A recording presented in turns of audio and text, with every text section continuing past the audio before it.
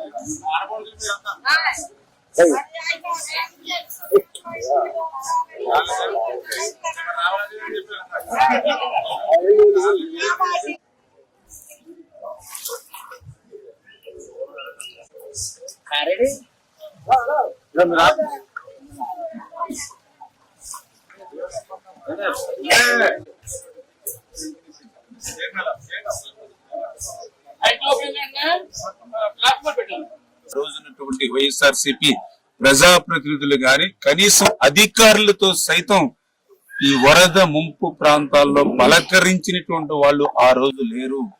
ఆ రోజు పసిపిల్లలకు సైతం పాల ప్యాకెట్లు కూడా లేక ఈ యొక్క వరద నీరుని కాసి వడపెట్టి ఆ వేడి నీళ్ళనే చంటి పిల్లలకి పట్టించినటువంటి పరిస్థితి దుస్థితి గత వైఎస్ఆర్సీపీ పాలనలో మేము చూసాం. కానీ ఈ రోజు తెలుగుదేశం, జనసేన, బీజేపీ, ఎన్డీఏ ప్రభుత్వం వచ్చిన తర్వాత వేళ వరద మా గడపకి తాకక ముందే ఈ యొక్క ఎన్డీఏ ప్రభుత్వం సహాయం మా గడపలోకి వస్తూ ఉన్నాయి.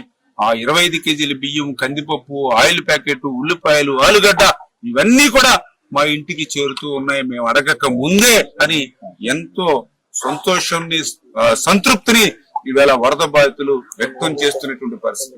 జనసేన, బీజేపీ ప్రభుత్వాన్ని ప్రజలు ఏ రకంగా అయితే ఆశీర్వదించారో ఆ రకంగా కృష్ణమ్మ తల్లి కూడా ఈ యొక్క ఎన్డీఏ ప్రభుత్వాన్ని ఆశీర్వదించినట్టుగా ఉన్నటువంటి పరిస్థితి. అందుకే గత సంవత్సరం నుంచి అంత ముందు సంవత్సరం కూడా నిండనటువంటి శ్రీశైలం డ్యాము మరి ఈ రోజు దాని కెపాసిటీ 215 టీఎంసీలు అయితే ఈ రోజు ఆల్రెడీ 203 టీఎంసీల వరకు కూడా నీటి నిండినటువంటి పరిస్థితుల్లో ఏదైతే దానికి 5 స్పిల్వే గేట్లు కూడా ఈ రోజు ఓపెన్ చేసి 5 స్పిల్వే గేట్లు ఓపెన్ ద్వారా కూడా కిందకి 1,35,000 క్యూసెక్కుల నీరు నాగార్జున సాగర్ ప్రాజెక్ట్ కి నిన్ననే విడుదల చేయడం జరిగింది.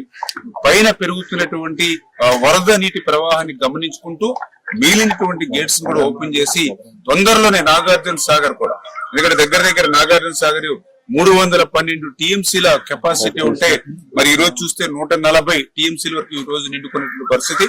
శ్రీశైలం మరి ఆల్రెడీ ఫుల్ అయింది కాబట్టి